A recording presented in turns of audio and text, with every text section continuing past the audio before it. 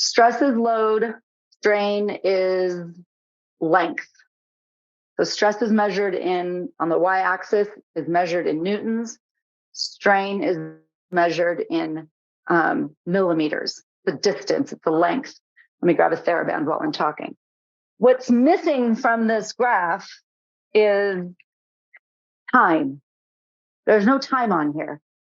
And I don't know about you, but I haven't discovered how to get rid of time. Otherwise, my eyes would be a little less puffy and a little higher on my face. But time, I can't get rid of time. So because time is missing from this, in reality, when we're dealing with biomechanics like human life, it is simply a model, and it's an incomplete model.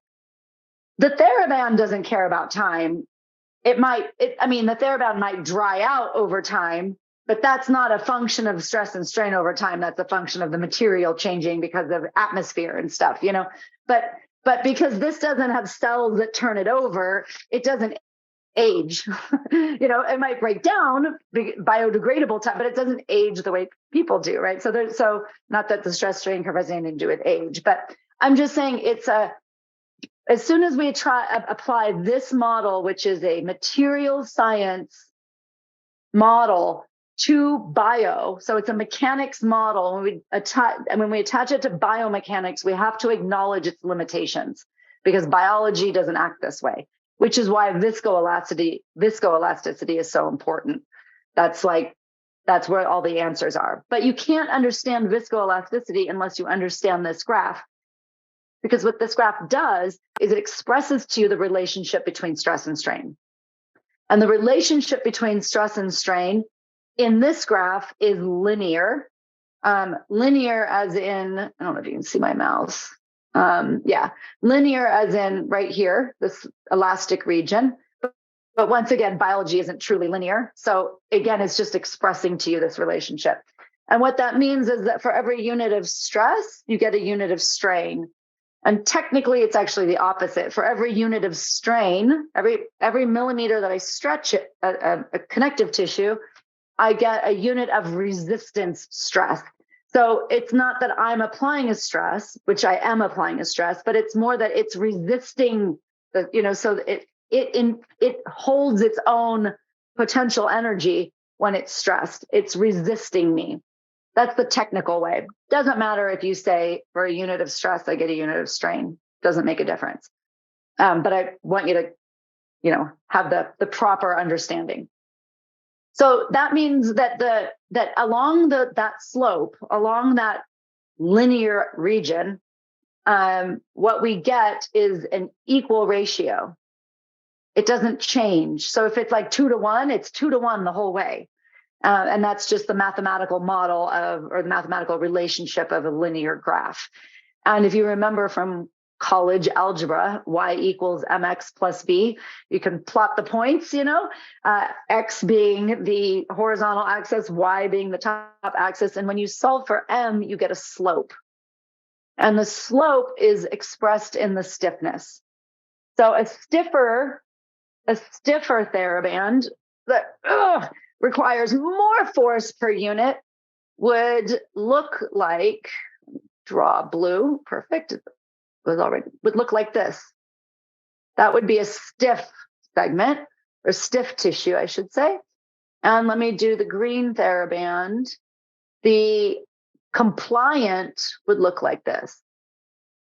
So that would be the difference between these two, compliant and this one just tore. Ignore that.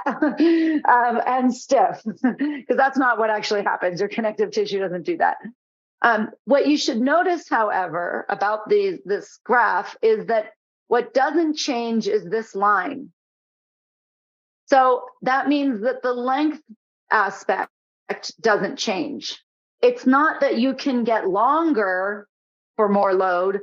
You can get longer for more load. You can't just get longer, period. You get longer, you get more load relative to the length.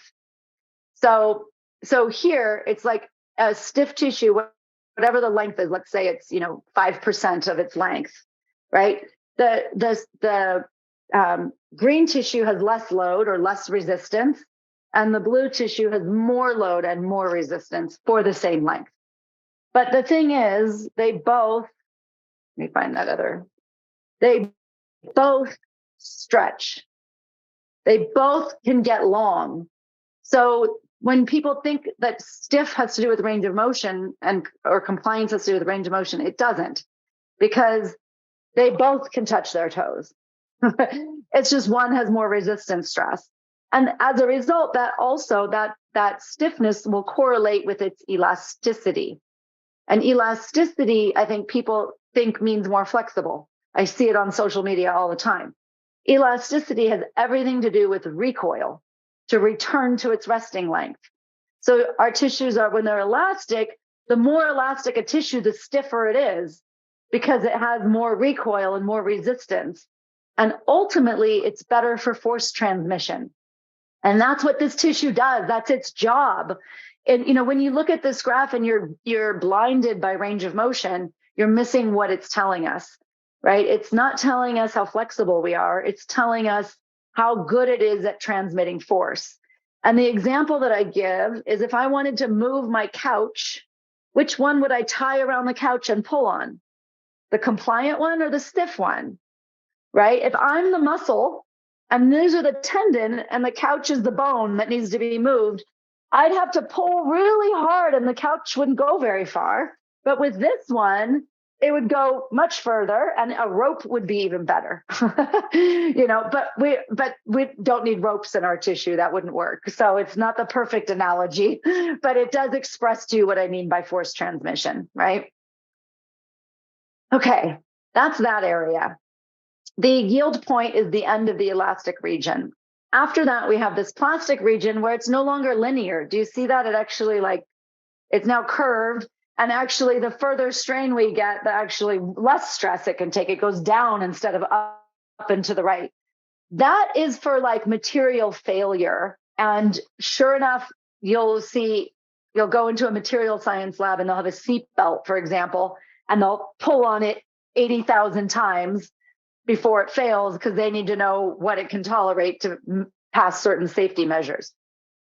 But our tissue is not like that, because it has cells. So it's not like you only have 80,000 forward folds in you before you have your tendons are like worn out socks. It doesn't work that way, because our cells actually respond and build stuff up. Also, we don't stretch in normal human movement to that length, those plastic region lengths.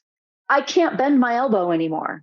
It doesn't go there. You know what I mean? I put my belly on my thighs. That's the end of my range of motion. I can't bend my knee any further. So normal human movement is around 2 to 6% elongation, which is like this region, right? It's like this mid-elastic region. Extreme situations, maybe where you're doing the splits on 2 chairs and you're talking about the posterior inferior hip capsule, maybe we can get some stuff happening there, maybe, but most people don't do that. So normal human movement just kind of fits into this elastic region in general. Okay, that being said, as soon as you add a time variable, everything changes.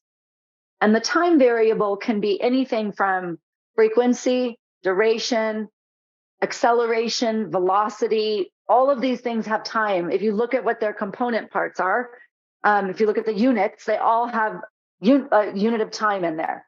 And so it's like things change a little bit. And that's where you have to kind of study the viscoelastic stuff that's in my chapter 3. The one that I'm going to give an example of right now is strain rate sensitivity.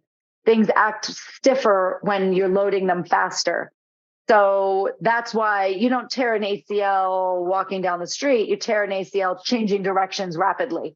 Most of these injuries are like rapid loading. So one thing to do a stretch, it's another thing to have someone jump on you while you're stretching. You're going to have different reactions. That's just one of the viscoelastic phenomena. There's many. Creep is another one. You can you can get more loose and it's not really compliant. It's really creep, but it would act like a compliant tissue temporarily if you're in a long passive stretch for a long time, but then it will spring back and become normal again.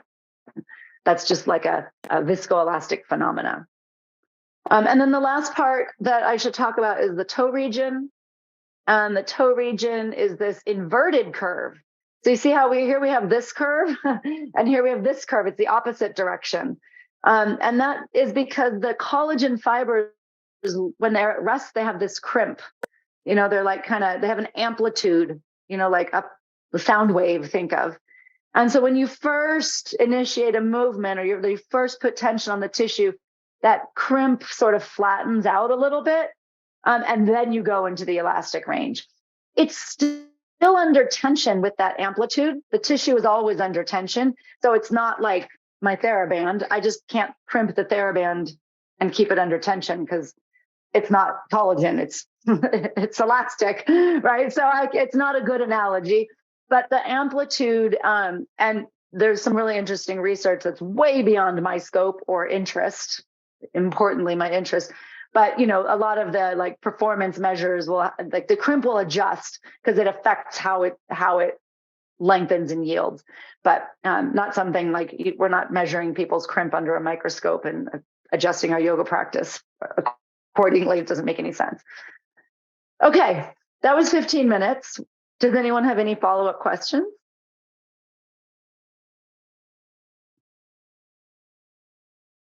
I gotten pretty good at this, huh?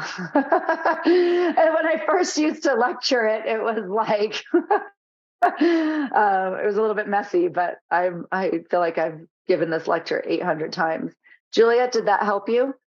Yeah, actually, it was great to hear it separate from other information. Really.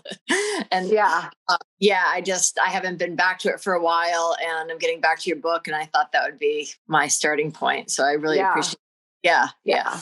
So now when you go and look at viscoelasticity, now you're recognizing that the stress strain curve isn't real per se. It's just helping you understand these relationships.